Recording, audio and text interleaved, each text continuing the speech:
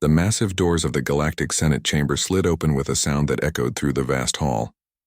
Captain Daewon walked in with steady steps, though his heart was beating fast. Something felt wrong today. The usual friendly nods from other species were missing. Instead, cold stares followed him and his team. Dr. Hana walked beside him, her scientific tablet clutched tight in her hands. She whispered without moving her lips. The Vrelians requested this emergency session. No explanation given. Behind them, young Lieutenant Taehyun kept his hand near his sidearm. His training told him to watch for threats. Right now, every alien in this room felt like a potential threat.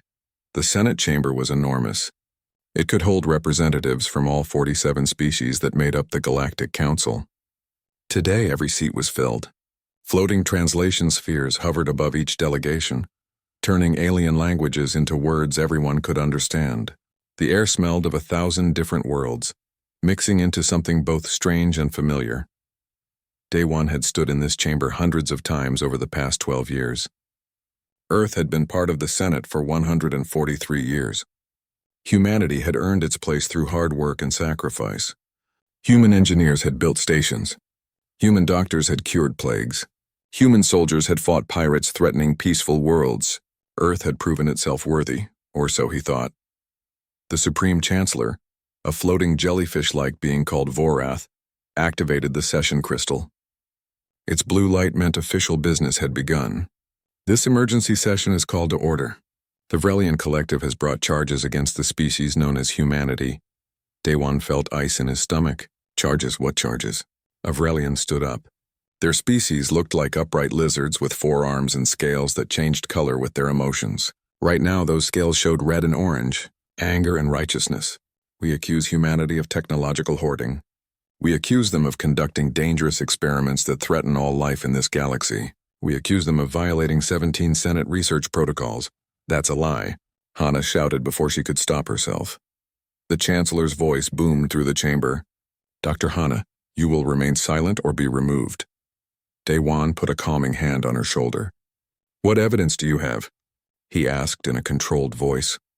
The Vrelian gestured, and holographic images appeared in the center of the chamber.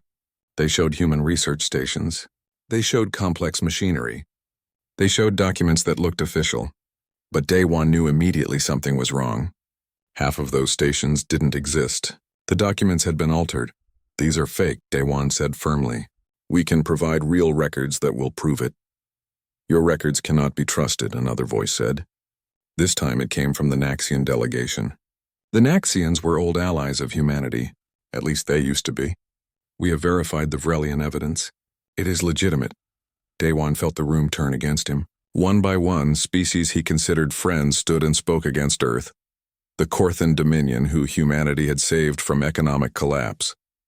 The Plenary Commune, whose colony ship humanity had rescued.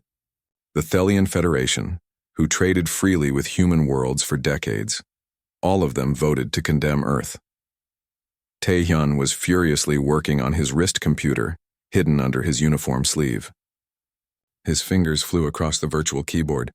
Something was very wrong here. He accessed secure channels and started pulling voting records, financial transfers, communication logs.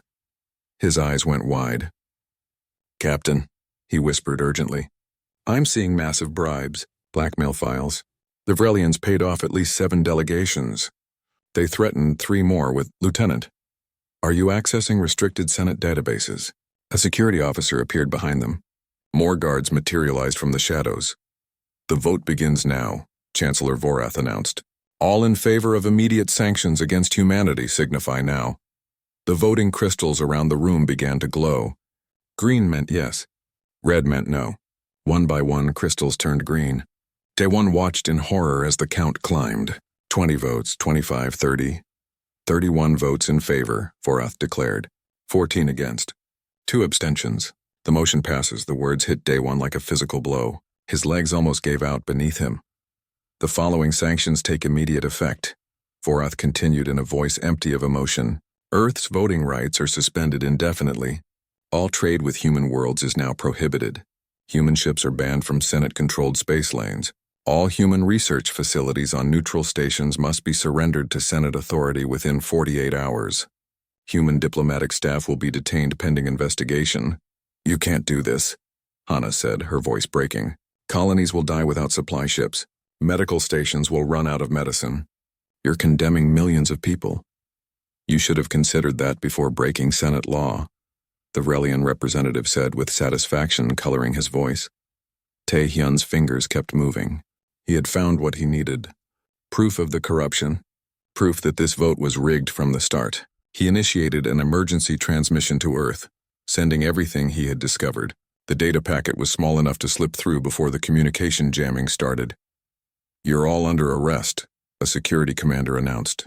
Armed guards surrounded the human delegation. Daewon stood straight, refusing to bow his head. We will comply. But know this. Humanity does not forget, and we do not forgive those who betray us. As the guards led them away, Hana's sharp ears caught a conversation between two Vrelian officials. They thought they were speaking quietly, but her translator still picked it up. The neural interface technology will be ours within a week, one said. Yes. Once we reverse engineer it from their research station, we can claim we developed it. The humans will never prove otherwise, so that was it. This wasn't about safety or protocol violations. This was theft. The Vrelians wanted human technology and had destroyed humanity's reputation to steal it. Hana memorized every word. If she survived this, Earth would know the truth. They were taken to detention cells deep inside Lumina Prime Station. The cells were clean but cold. Energy barriers instead of bars. No contact with the outside world. Daewon sat on the hard bench and put his head in his hands. 12 years of diplomatic work. Gone in one vote. 143 years of partnership. Destroyed in one afternoon. But even in his darkest moment, Daewon felt something else growing inside him. Not despair. Anger. Cold, calculating anger. The Senate had made a terrible mistake today. They had forgotten what humans were capable of when pushed into a corner. Throughout human history, people had faced impossible odds and found ways to survive. To fight to win, Earth had been knocked down. But humanity was not out. In his cell, Tae-hyun smiled despite everything. His message had gotten through. He had seen the confirmation signal before communications cut out. Earth would know the truth. Earth would know this was a setup, and Earth would respond. Outside the detention area, station life continued as normal. Aliens walked the corridors, conducting business, eating meals, living their lives. They had no idea they had just poked the most dangerous species in the galaxy. Humanity was about to remind them why Earth creatures had climbed to the top of their food chain. Not because they were the biggest or strongest, but because they were survivors, adapters, fighters who never knew when to quit. The Galactic Senate thought they had won. They had no idea the war was just beginning. The emergency transmission reached Earth 17 hours after the Senate vote. It arrived in the middle of the night at the Global Defense Headquarters in Geneva. The duty officer who received it immediately woke Admiral Ji-woo. Ji-woo read the message 3 times. Each time, her jaw tightened a little more. She had served in Earth's defense fleet for 32 years. She had fought pirates. She had rescued colonies. She had negotiated with hostile aliens. But she had never seen anything like this. Get me the Prime Minister, she ordered, now. Minister Kyung-soo was in his residence in New Seoul, sleeping peacefully for the first time in weeks. The communication terminal beside his bed lit up with urgent red lights. He answered it with tired eyes that quickly became wide awake. Sir, you need to see this, Ji-woo said. Her face on the screen looked grim. 20 minutes later, Kyung-soo sat in the emergency command center, surrounded by military advisors, intelligence chiefs, and government officials. Everyone watched as Tae-hyun's message played on the main screen. The evidence was clear. The Senate had been manipulated. The vote was corrupted, and humanity was now alone against 47 alien species. What are our options? Kyung-soo asked. A general spoke up. We have the 3rd largest fleet in known space, but combined the Senate species outnumber us 50-1. In a direct war, we lose. What about our colonies? Another advisor asked. 42 colony worlds. Total population of 6 billion humans living off Earth. Without supply ships, 3 of our outer colonies will run out of food in 4 months. 7 more will face critical medicine shortages in 6 months. The room fell silent. The math was simple and terrible. Surrender or watch their people die. Kyung-soo stood up. He was not a military man. Before becoming prime minister, he had been a philosophy professor. He taught ethics and history. Right now he needed to remember those lessons. "Activate Protocol Mongoose," he said quietly. Every person in the room turned to stare at him. Protocol Mongoose was a plan created 100 years ago by paranoid military planners. They had asked a simple question: what if the galaxy turned against us? What would we do? The answer was in the protocol. "And it was radical, sir," Jiwoo said carefully. "Protocol Mongoose assumes total war. Once we activate it, there's no going back. Every human ship scatters. Every sleeper agent activates. Every hidden weapon comes online. We're declaring that we won't surrender." "I know exactly what it means," Kyung-soo replied. "The Senate wants us to bow our heads and accept their lies. I say no." Humanity bows to no one. Within hours, coded signals went out to every human ship, every colony, every outpost. The message was simple: scatter, hide, survive, fight. Captain Yuna received the signal while her ship was docked at a neutral trading station. She was 28 years old and commanded the experimental fighter Indomitable Spirit. Her ship was fast. Faster than anything the Senate had ever built. It had to be because human pilots could handle forces that would kill most aliens. "All crew to stations," she ordered. "We're leaving now." Her second officer looked confused. "Captain, we haven't finished refueling. We're leaving with what we have." "Those are direct orders from Earth." They undocked and jumped to hyperspace before station security could react. Yuna set course for the Kelvorian Swarm, an independent group of species that didn't belong to the Senate. If anywhere would be safe, it would be there. Across the galaxy, similar scenes played out. Human ships vanished from ports. Cargo vessels dumped their identification beacons and disappeared into asteroid fields. Research stations went dark. Military vessels scattered in 100 different directions. The Senate tried to blockade Earth itself, but they discovered a problem. Space was big, really big, and humans knew how to hide. On a remote planet called Haven's Edge, Corporal Bora received her orders.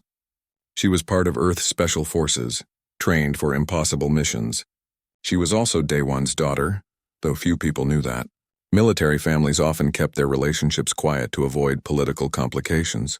Her mission was clear: rescue the diplomatic team from Lumina Prime. Get them out alive. "That's suicide," one of her team members said when she briefed them. "Lumina Prime has defense systems that could stop a fleet. We're 12 soldiers." "Then it's a good thing we're not a fleet," Bora replied with a cold smile. "We're something they won't expect. We're humans who don't know how to quit." Back on Earth, Kyung-soo prepared to address the United Earth Assembly. Every government representative was there. Every screen across Earth and its colonies showed his face. Billions of humans waited to hear what their leader would say. He began speaking in a calm, clear voice. 3 days ago, the Galactic Senate voted to destroy us. They did not vote based on truth. They voted based on lies, bribery, and blackmail. We have proof of this corruption, but proof means nothing when those in power refuse to see it. He paused, letting his words sink in. The Senate demands we surrender our research. They demand we accept their judgment.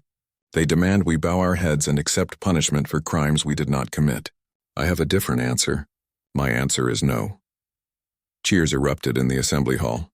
Kyung-soo waited for silence before continuing. We will not surrender. We will not bow.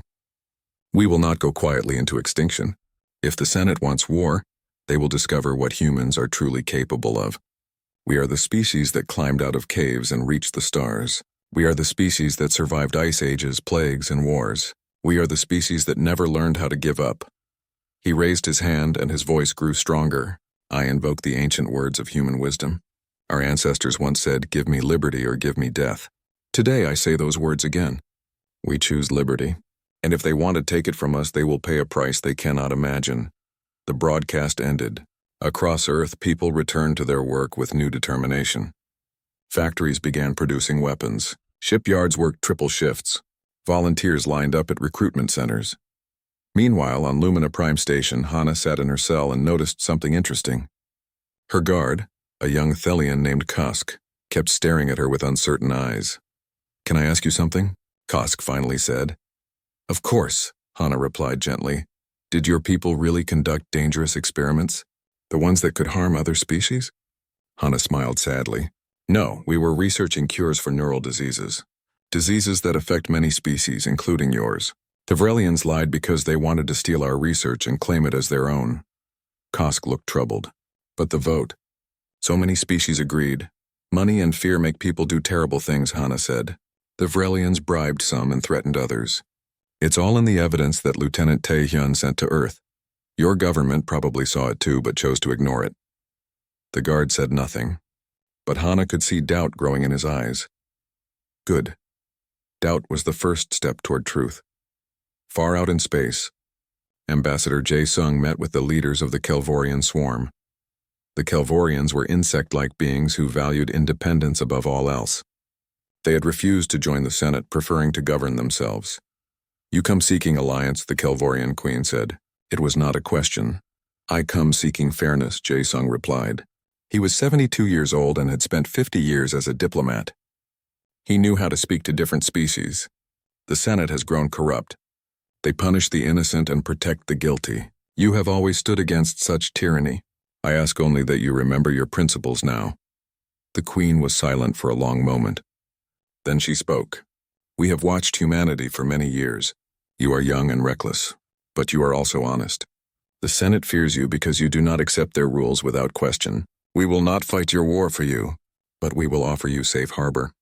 We will trade with you, and we will remember who stood for justice when it was dangerous to do so. It was not an army, but it was something. It was hope. Back in the command center on Earth, Admiral Ji-woo studied star maps with her staff. They expect us to fight like they do. Big fleets, formal battles, predictable strategies, so we won't do any of that. What will we do instead? A young officer asked. Ji-woo's smile was cold. We'll fight like humans. Hit and run. Guerrilla tactics. Psychological warfare. We'll make them afraid of every shadow, every empty corridor, every dark corner of space. We'll teach them why Earth predators learned to hunt in packs. The war was beginning, and humanity was about to show the galaxy what it meant to underestimate the species from the small blue planet. The first real battle happened in the Crimson Nebula, 3 weeks after the sanctions began. A Senate fleet of 42 ships hunted for scattered human vessels. They expected an easy victory. What they got was a nightmare. Admiral Ji-woo had positioned her fleet of 7 ships deep inside the nebula, where the radiation made sensors useless. The Senate ships came in confident, following standard military doctrine. They maintained formation. They followed predictable patrol patterns. They did everything by the book. Humans threw away the book. The attack came from 6 directions at once. Human ships appeared from the radiation clouds, fired their weapons, and disappeared again before the enemy could respond. The Senate crews panicked. Their sensors showed targets everywhere and nowhere. Their weapons hit nothing but empty space. In 15 minutes, Ji-woo's fleet destroyed or disabled 12 Senate ships. The rest retreated in confusion. Human casualties were 0. The victory sent shockwaves through the galaxy. How had 7 ships defeated 42? The answer was simple. Humans thought differently. On Earth, Dr. Sang-hoon worked in a secret laboratory buried deep under the Korean mountains. He was 65 years old and had spent 40 years studying quantum physics. Everyone thought he was just a teacher. They were wrong. Project Prometheus is ready, he announced to the military officials watching his demonstration. On the screen, a simulation played. It showed a Senate fleet in perfect formation. Then Sang-hoon activated his device. A wave of quantum disruption spread out from a tiny probe. Every ship in the fleet went dark. Engines stopped. Weapons failed. Life support remained, but nothing else worked. How long does the effect last? Ji-woo asked. She had traveled from Earth specifically to see this. 30 minutes. After that, their systems reboot automatically. The beauty is that it doesn't destroy anything. We can disable entire fleets without killing anyone. Why would we want that? A general asked, confused. Sang-hoon smiled. Because it makes us the good people in this war. The Senate says we're dangerous. We prove them wrong by showing mercy. Besides, disabled ships make excellent targets for capture. Think of all the intelligence we can gather. Ji-woo nodded slowly. This was perfect. This was pure human thinking. Other species would build bigger guns. Humans built smarter weapons. Meanwhile, Captain Yuna was making a name for herself. Her ship, the Indomitable Spirit, had struck 7 Senate convoys in 2 weeks. She never used the same tactic twice. Sometimes she attacked from behind asteroids. Sometimes she used moon gravity to slingshot at impossible speeds. Once she hid her ship inside a comet's tail and rode it straight through an enemy formation, Senate. Captains started calling her the Ghost of the Void. They feared her because they could never predict where she would strike next. What they didn't understand was that Yuna's advantage was built into her body. She was human. Her species evolved on a planet with strong gravity. Her body could handle forces that would knock most aliens unconscious or even kill them. When she pulled a 7-gravity turn, her alien pursuers had to slow down or risk their crews passing out. When she did a 12-gravity acceleration burn, enemy ships simply couldn't follow. Her ship wasn't faster in terms of raw engine power. It was faster because the pilot could survive speeds that would be fatal to others. On Lumina Prime Station, Corporal Bora and her team had infiltrated the facility disguised as maintenance workers. For 2 weeks, they had mapped every corridor, every security checkpoint, every guard rotation. Now they were ready to move. The problem was that the human prisoners had been moved. Intelligence suggested they were now in a black site facility in Section 7, a part of the station that officially didn't exist on any maps. "How do we get there?" one of her soldiers asked during their planning session. Bora pointed to the station schematics on her portable display. "We don't use corridors. We go outside." "Outside? You mean in space?" "Exactly. We use emergency environment suits, attach magnetic clamps to our boots, and walk along the outer hull. No guards, no checkpoints, no sensors watching for people crazy enough to take a spacewalk on an active station." Her team stared at her. One soldier laughed nervously. "That's the most insane plan I've ever heard. I love it." They executed the plan during a shift change when station security was distracted. 12 humans in black environment suits crawled along the outside of Lumina Prime like armored spiders. The cold of space surrounded them.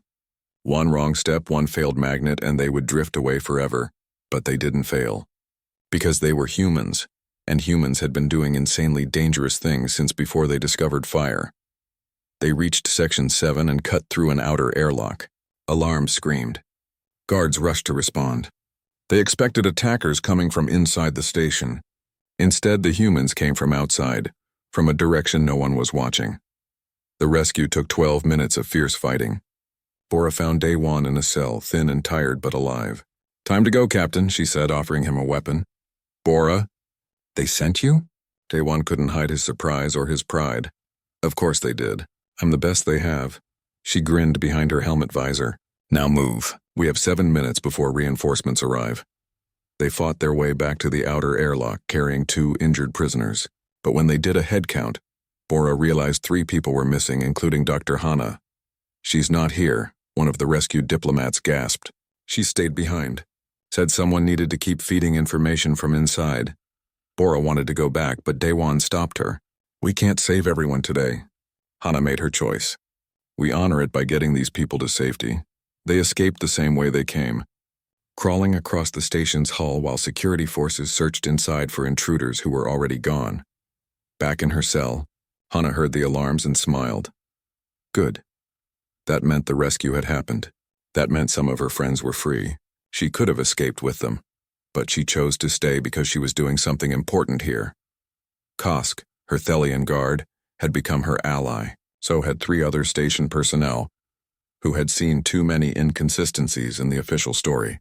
They were feeding her intelligence and she was transmitting it to Earth. Through a hidden communication device Bora had slipped her during the confusion of the rescue. "They'll torture you when they find out you helped them escape," Kosk said worriedly. "Then they better not find out," Hana replied calmly.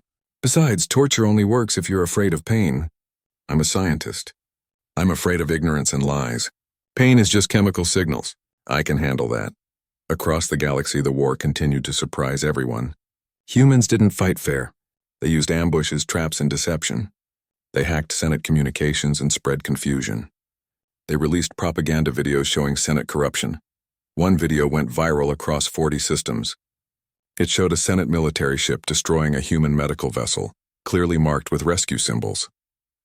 The ship had been carrying medicine to a colony of mixed species, including many non-humans. The attack killed 6 human doctors and 4 alien patients. The Senate tried to claim the footage was fake. But experts from neutral species verified it was real. Public opinion began to shift. Some species started questioning their government's involvement in the war. Ambassador Jae Sung was working hard on this front. He traveled between neutral systems, meeting with dissidents and reformers.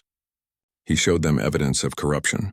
He told them the truth about human research that was supposed to be dangerous but was actually medical in nature. "We're not asking you to fight for us," he would tell them. "We're asking you to think for yourselves. Question the official story. Look at the evidence. Then decide who the real villains are." 3 independent species announced they would trade with humanity, sanctions or not. It wasn't much, but it was something. It meant humans could get supplies through neutral channels. It meant some colonies wouldn't starve. On Earth, Minister Kyung-soo faced a hard choice. His military advisors had presented him with a weapon. A terrible weapon. Kinetic bombardment technology that could destroy entire cities from orbit. They could use it on Senate homeworlds. They could end the war quickly. What would the casualties be? He asked quietly. Billions. Maybe tens of billions across 3 or 4 target planets. Kyung-soo felt sick. No, absolutely not. We will not become mass murderers to win this war. If we do that, we're no better than the Vrelians who started all this. We'll fight with honor or not at all. Some advisors argued with him, but Kyung-soo was firm. I'd rather lose with our humanity intact than win by becoming monsters. Find another way. There's always another way. As the 3rd month of the war ended, both sides took stock. The Senate had lost 48 ships and hundreds of millions in economic damage. But they still had overwhelming numerical superiority. Humans had lost only 6 ships but were running low on supplies. It was a stalemate, but one that favored the larger force over time.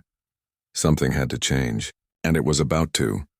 In the Senate itself, cracks were forming. Senator Relvix, a mid-ranking Vrelian politician, had discovered something troubling in his government's classified files. The human research his government claimed was dangerous was actually breakthrough medical technology. Technology that could cure the neural disease his daughter suffered from. The war entered its 8th month. On Earth, power rationing had become normal. People used candles at night to save electricity for weapons factories. Children learned to recognize air raid sirens. 13 colony worlds had gone silent, their fate unknown. But humanity kept fighting.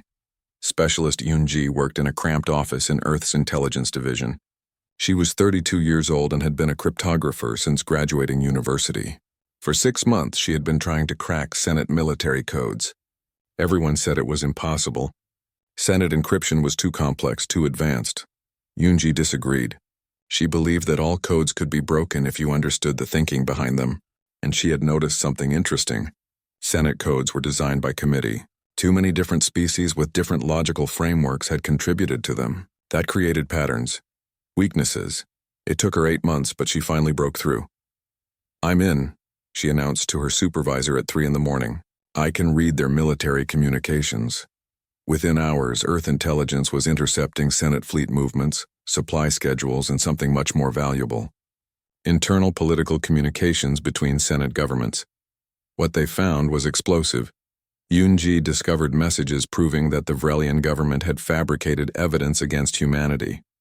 She found records of bribes paid to 11 different species delegations. She found threats made against 3 more governments. She found communications planning the theft of human technology. Everything Taehyun had suspected was true, and now they had proof that could be verified by anyone. "We need to leak this," the intelligence director said, "but not to everyone. We leak it to specific people who might actually care about the truth." They carefully released the information through back channels to moderate senators, to independent journalists, to reformist politicians in Senate governments. The information spread like fire through dry grass. On his home world, Senator Relvix received a data package from an anonymous source. He was already troubled by what he had found in his own government's files. This new evidence confirmed his worst fears. His government hadn't just lied to the Senate. They had manufactured an entire war for profit. Relvix sat in his home looking at his sleeping daughter. The medicine she needed existed. Human scientists had developed it. But his government had destroyed humanity's reputation to steal their research, and now his daughter couldn't get treatment because the war made cooperation impossible. He made a decision. He contacted a human intelligence agent through a secure channel. "I want to help," he said simply. "Tell me what you need." The agent was suspicious at first. This could be a trap. But after careful verification, they realized Relvix was genuine. A highly placed Senate insider racked with guilt, willing to work against his own government. "We need evidence," the agent told him. "Everything you can provide. Documents, recordings, financial records, everything. You'll have it," Relvix promised. "But I need something in return. When this war ends, my daughter needs treatment. Human treatment. If we survive this, we'll make sure she gets the best care possible." Meanwhile, on Lumina Prime Station, Dr. Hana had built her own small resistance network. Kusk and 3 other station workers were now actively helping her. They stole reports, copied files, and documented abuses of power. Hana transmitted everything to Earth. One night, Kusk came to her cell looking frightened. "I overheard something terrible. The Vrelian military is planning a final assault. They call it the Solution Protocol. They're going to attack Earth itself with weapons that could destroy the entire planet." Hana felt ice in her veins. "When?" 3 months. "They're building the weapons now in a secret facility. We need to get this information out immediately." Kusk helped her access a communication terminal. The message she sent to Earth was simple and terrifying. The Vrelians weren't just trying to win the war. They were planning genocide. On Earth, the news hit the government like an earthquake. Kyung-soo called an emergency meeting of all military commanders and civilian leadership. "They're planning to destroy us completely," he said, his voice heavy. "The question is, how do we respond?" "We should strike first," one general argued. "Use the kinetic bombardment. Destroy their home world before they can launch their attack." "No," Kyung-soo said firmly. "We've been over this. We don't murder billions of civilians. That's not who we are. Then what do we do? Wait to die?" Admiral Ji-woo spoke up. "We expose them. If the Senate leadership knows the Vrelians are planning genocide, some of them will oppose it. Nobody wants to be part of species extinction. It's too far even for our enemies. And if they don't care," someone asked. "Then we find allies who do," Ambassador Jae-sung said. He had just arrived from another diplomatic mission. "Chairman Dong-hyun of the Neutral Bloc has been asking questions. He represents 23 species who aren't fully committed to this war. If we can prove the Vrelians are planning genocide, he might call for an investigation." "That's a big if," Kyung-soo said. But it was the only option that didn't compromise humanity's principles. Make it happen. Captain Dae-won, now recovered from his imprisonment, began working on a new project. A propaganda campaign unlike anything seen before. He didn't just want to show evidence of corruption. He wanted to tell a story about who humans really were. He gathered footage from the war, Senate ships destroying human medical vessels, human soldiers helping wounded alien civilians, human colonies sharing their last food with refugees. He interviewed human farmers, teachers, and children. He showed humanity at its best and its worst. He made it real. The documentary he created was called The Truth About Earth. It was 2 hours long and devastating in its honesty.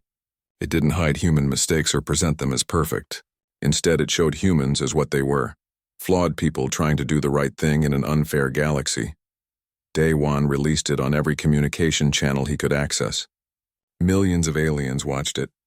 Many dismissed it as propaganda. But many others began to wonder, were humans really the monsters the Senate claimed? Or were they just convenient scapegoats? Yuna continued her hit-and-run attacks, but now she had a new mission. Rescue.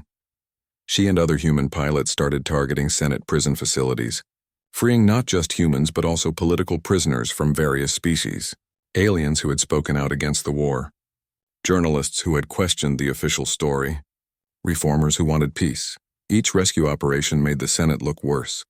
Each freed prisoner told stories of corruption and abuse. The narrative was shifting slowly but surely. On the Vrelian homeworld, Relvix made his move. He copied every classified file he could access. Financial records, military plans, communications between high-ranking officials. Everything that proved the war was built on lies. He knew this would destroy his career, probably end his life. But his daughter was dying, and he couldn't let her death be meaningless. If exposing the truth could stop this war, it was worth any price. He transmitted the data to 3 places at once: Human Intelligence, Chairman Dong-hyun's office, and a popular independent news network. Then he turned himself into Senate security and requested protective custody. He would need it because his government would want him dead. The news network broke the story within hours. Senator exposes massive corruption in war against humanity. The headlines spread across the galaxy like wildfire. Chairman Dong-hyun reviewed the evidence Relvix provided. He was a careful politician who had survived in Senate politics for 40 years by being smart and cautious. But even he couldn't ignore this. The evidence was overwhelming, undeniable. The Vrelian government had lied to everyone. He called for an emergency Senate session to discuss the revelations. The vote to hold the session was close. Very close. It passed by a single vote. The Vrelian government tried to block it. They claimed Relvix was a traitor and a liar. They said the evidence was forged. But too many senators had seen it. Too many journalists had verified it. The truth was out, and it couldn't be stuffed back into the box. Minister Kyung-soo received the news in the middle of the night. Dong-hyun called for a session, his aide reported. It's scheduled for next week. Kyung-soo felt something he hadn't felt in months. Hope. Not certainty, not confidence. Just a small, fragile hope that maybe, just maybe, truth could win over lies. Contact Captain Daewon, he ordered. Tell him to prepare. He's going back to the Senate chamber, and this time they're going to listen to every word he says.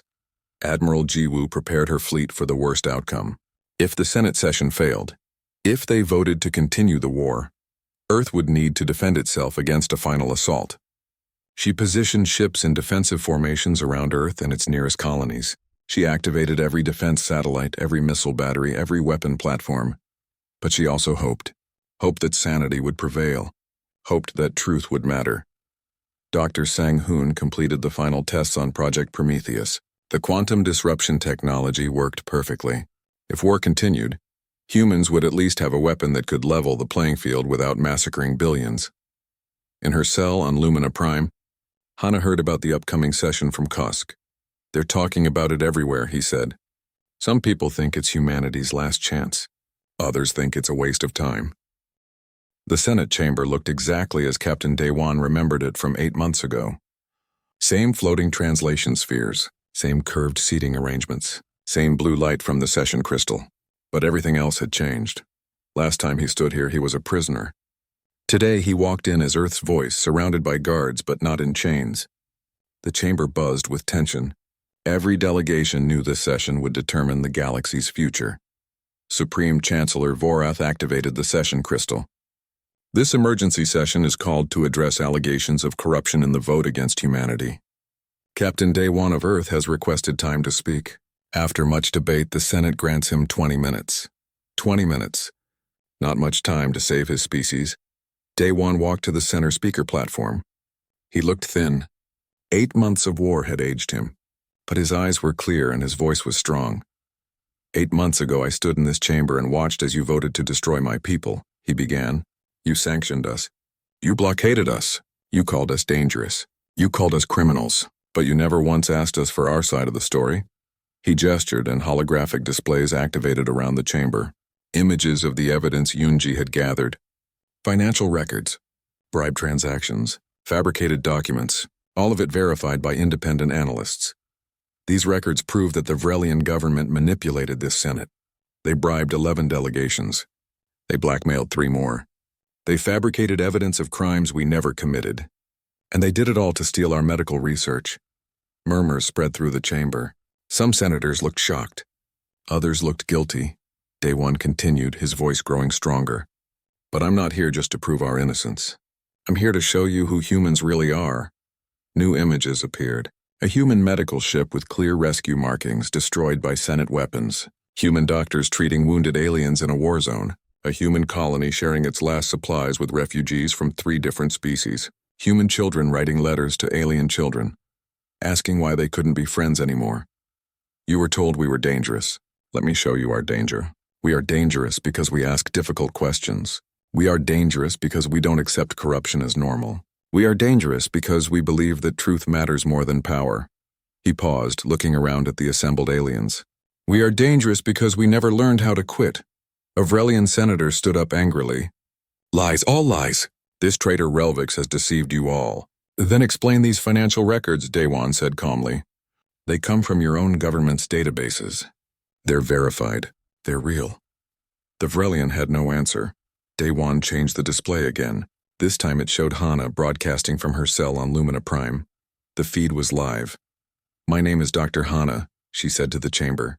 I stayed behind willingly when my colleagues were rescued. I stayed to document the truth, to show you what really happened. Behind her, Kosk and 3 other station workers appeared on camera. We are Senate citizens, Kosk said, his voice shaking but determined. We participated in guarding human prisoners. We were told they were criminals, but we saw no evidence of crimes, only evidence of lies told about them. We formally request asylum on Earth, Kosk continued. We can no longer serve a system built on corruption. The chamber exploded in chaos. Senators shouting at each other, delegations arguing. The chancellor had to use his authority to restore order. Senator Relvik stood up from the protected visitor section where he sat under guard. I confess, he said in a loud, clear voice. I confess that my government started this war for profit. I confess that we lied to you all. I confess that I participated in those lies until my conscience could no longer bear the weight. He looked directly at the Vrelian delegation. My daughter is dying of a neural disease. The cure exists. Human scientists developed it. But because of our lies, because of this war, she cannot receive treatment. How many others have suffered because of our greed? How many have died in a war that should never have happened? Silence fell over the chamber. Relvik's confession carried weight because it cost him everything. His career was over. His government wanted him executed. But he spoke anyway because truth mattered more than safety. Daewon spoke again into that silence. We have fought you for 8 months. We have destroyed 48 of your ships. We have disrupted your supply lines and embarrassed your militaries. But we have never targeted civilians. We have never used weapons of mass destruction, even though we have them. Do you know why? He let the question hang in the air. Because we refuse to become the monsters you accused us of being. We could have ended this war by destroying your home worlds. Our military advisors recommended it. Our prime minister said no.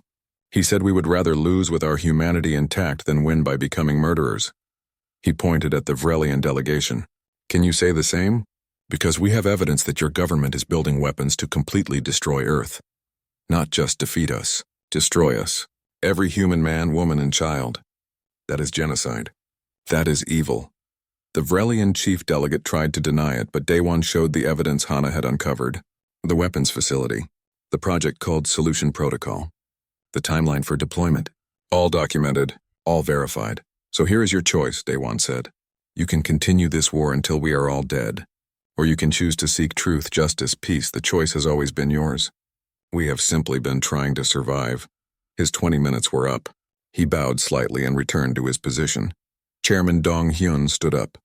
He was old, even by his species standards, and he spoke with the authority of someone who had seen too much corruption. I move for 2 votes. First, immediate ceasefire pending a full investigation. Second, formation of an independent tribunal to examine all evidence presented here today. All in favor of the first measure? The voting crystals began to glow. Green for yes, red for no. Daewon watched, barely breathing. 1 crystal, 2, 5, 10, 20. The count climbed higher. 39 votes for ceasefire, only 6 against. 2 abstentions. The ceasefire motion passes, Vorath announced. Daewon felt his legs go weak. It wasn't over, but it was something. A chance. A real chance. All in favor of the independent tribunal? More votes. More green crystals. 42 in favor, only 3 against. 2 abstentions. The tribunal motion passes. The chamber erupted again, but this time it was different. Some delegations were celebrating. Others looked shocked. The Vrelian delegation sat in stunned silence, knowing they had lost. Over the next 6 months, the tribunal did its work. They interviewed hundreds of witnesses.